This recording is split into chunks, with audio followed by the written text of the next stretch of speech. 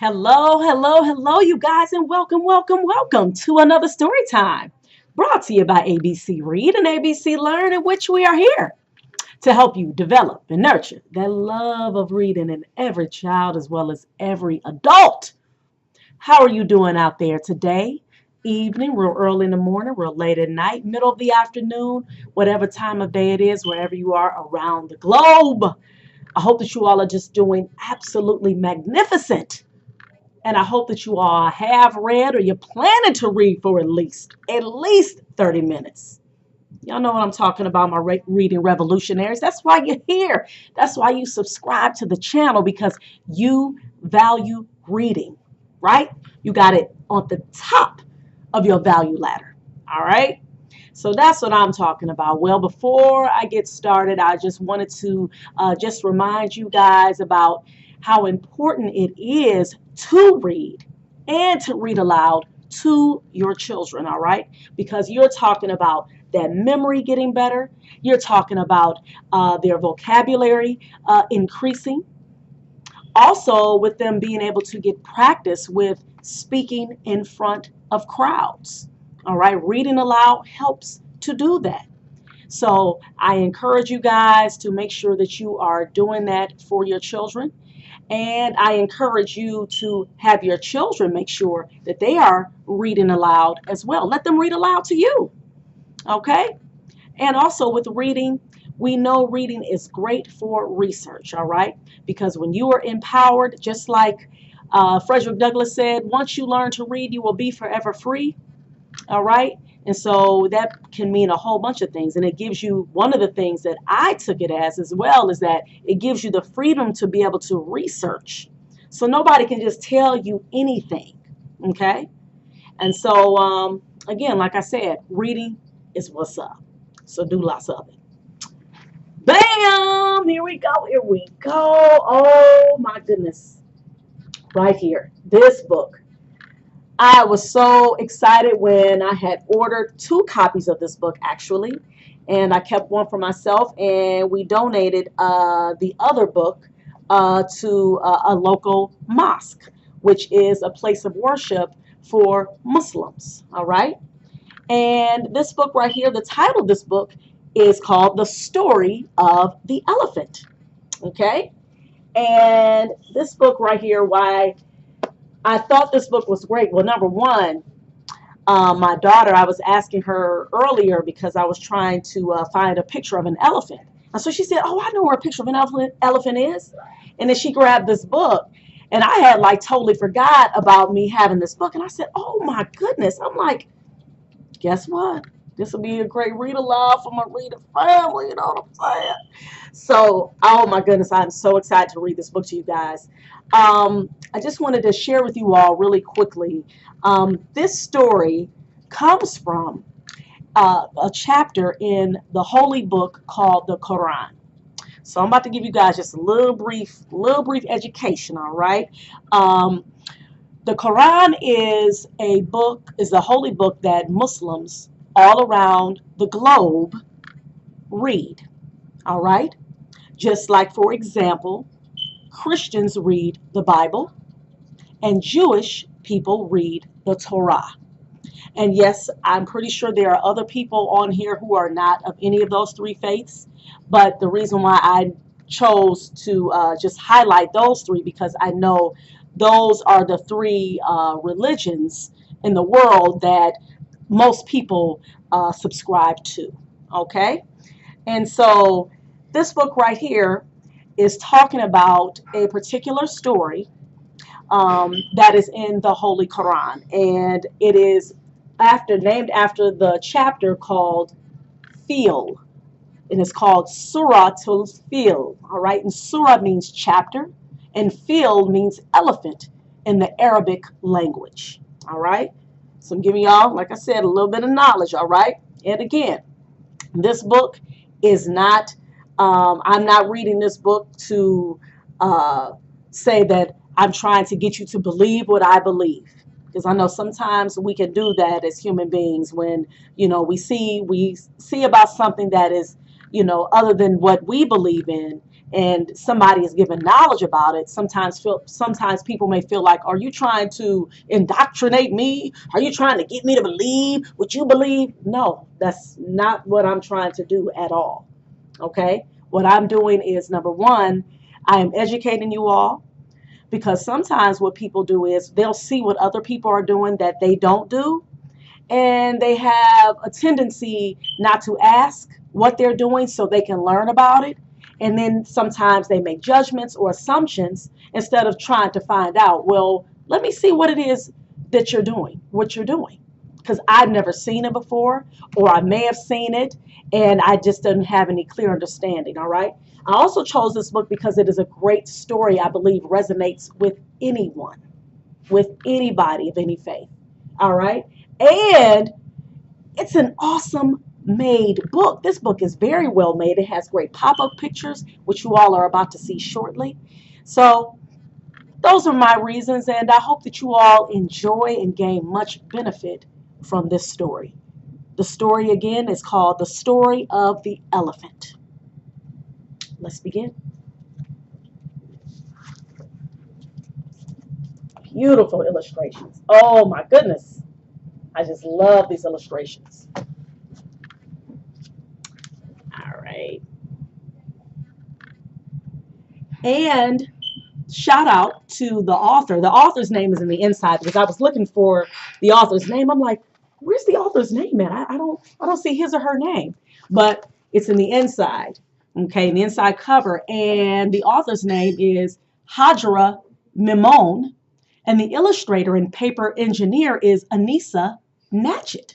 Okay, so here we go here. I always like to give my props to the author and illustrator of books, all right?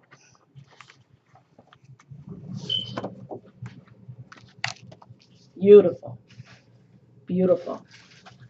And right here, you all see that beautiful, beautiful writing. That is the Arabic language for those of you who are not familiar with and have not seen it before.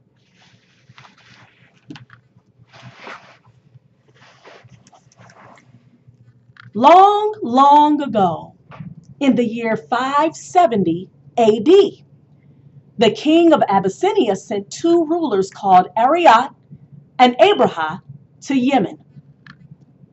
Ariyat and Abraha were always fighting. They both wanted to rule Yemen alone. One day they decided to fight each other. They decided that the one who killed the other would become the ruler of Yemen. They fought, and Ariyat was killed. Abraha became the new ruler of Yemen. When news of Ariyat's death reached the king of Abyssinia, he was very angry with Abraha.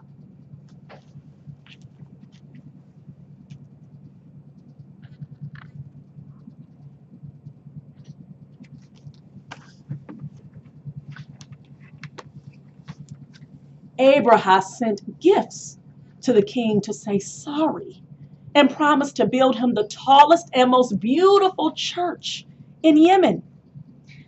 Abraha wanted people to visit the church he had built, but he noticed that most people were going to the Kaaba in Mecca.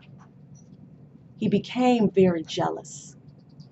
Abraham wanted his church to be better than the Kaaba in Mecca. So he began to force the Arabs to come to his church for pilgrimage instead. This made the Arabs very cross. A man from the Quraysh tribe in Mecca came to Yemen and saw the big, tall church. He could not believe it.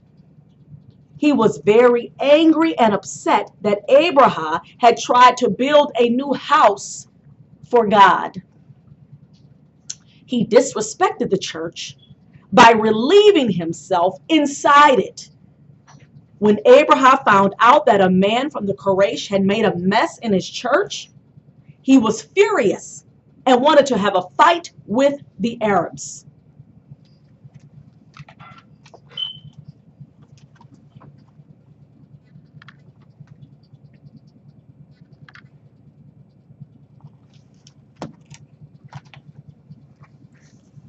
Abraham was so cross, he sent an army of elephants to Mecca to destroy the Kaaba stone by stone.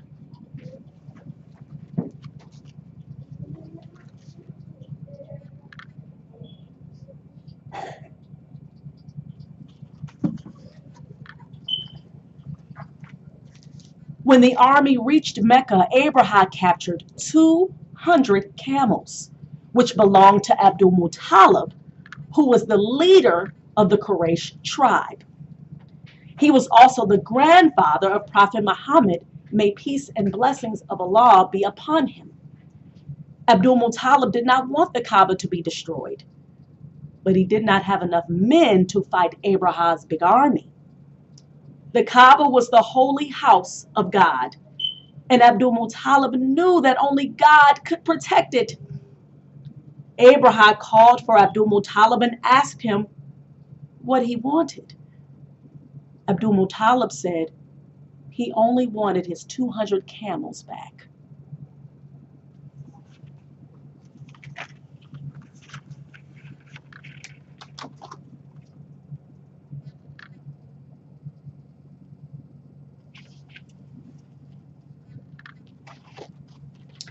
Abraham was shocked that Abdul Muttalib did not ask him to stop the attack on the Kaaba.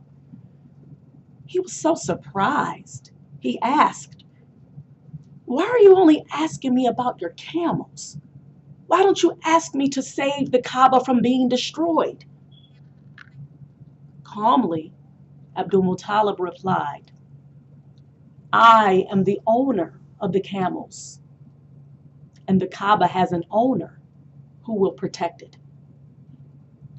Abraham was fuming at this reply and said, "I promise to destroy the Kaaba and no one can stop me."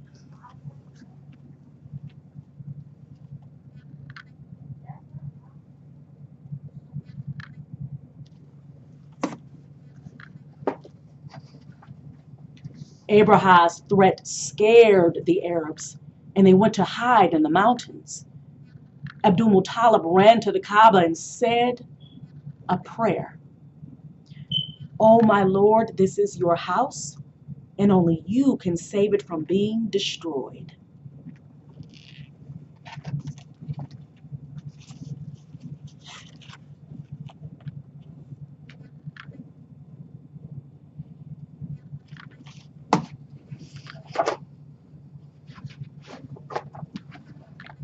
In the morning, Abraham led his army with the biggest elephant, called Mahmud, towards the Kaaba. As they neared the Kaaba, a man came to Mahmud and whispered in the elephant's ear, "Kneel down, Mahmud, and then turn around and go back home safely, for you are in the holy city of God." The man then ran away to hide in the mountains. When Mahmud got to the Kaaba, instead of attacking it, he knelt down. Everybody was astonished, as they had never seen such a thing before. Abraham's army hit the elephant to make him stand, but he stayed down. They turned him to the direction of Yemen, and he stood up. They turned him back to the Kaaba, and he sat down again.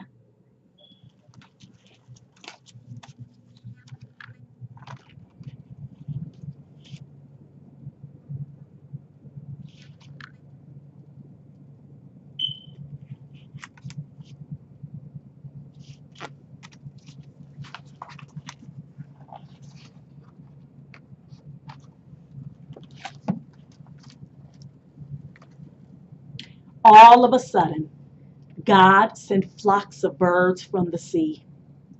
Each bird carried 3 stones in its beak and its claws, and they dropped them onto the army. The stones fell on the army and defeated them. By now, Abraham was scared and he tried to run away. He was hit by the stones and died on the way back to Yemen.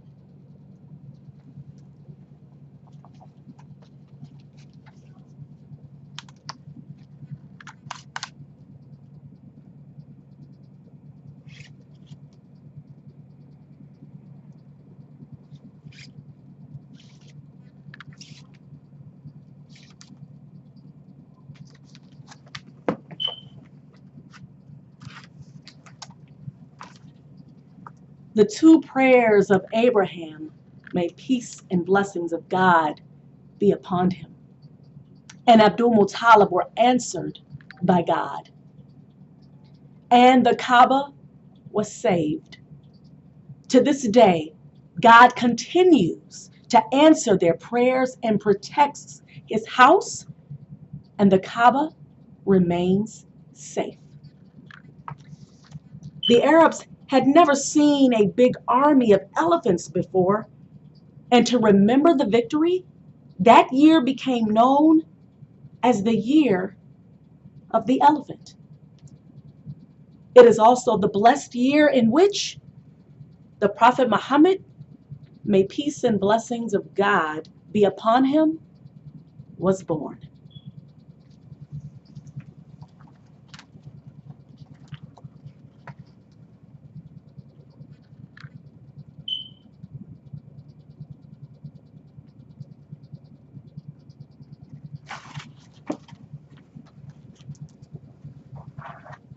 The end.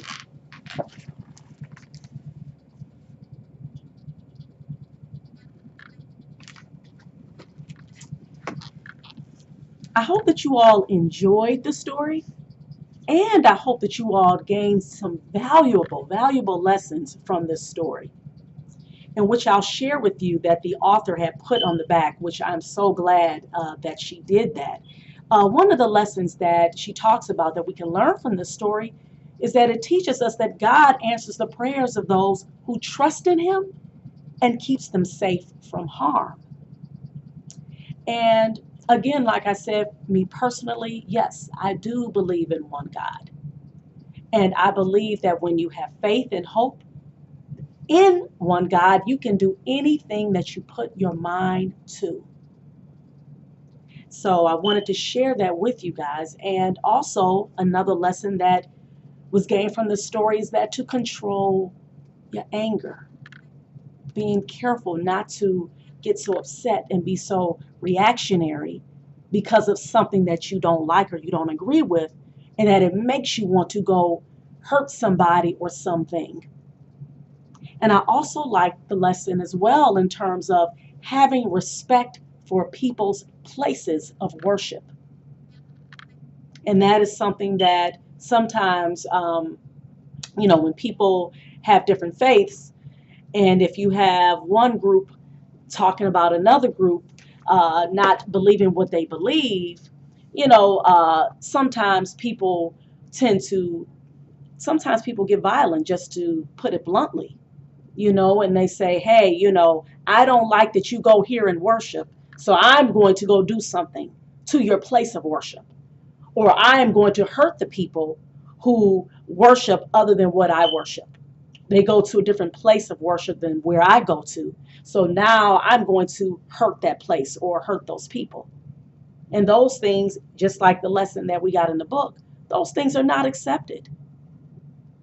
And one last point I wanted to make, and I'm going to show a picture again of the Kaaba. And the reason why I'm showing it is, number one, a lot of times, especially when it comes to people who are in the Islamic faith, and there are over 1.8 billion Muslims around the globe, by the way.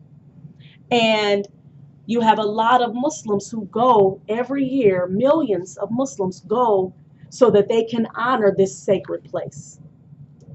And I wanted to share that information because sometimes, again, like I said, when people learn about other people's faiths, and they don't, or they may see about what other people are doing, rather, I should say, sometimes they tend to not ask questions. Again, they make assumptions. And when Muslims go from around the globe to go visit the Kaaba, they're not worshiping the Kaaba.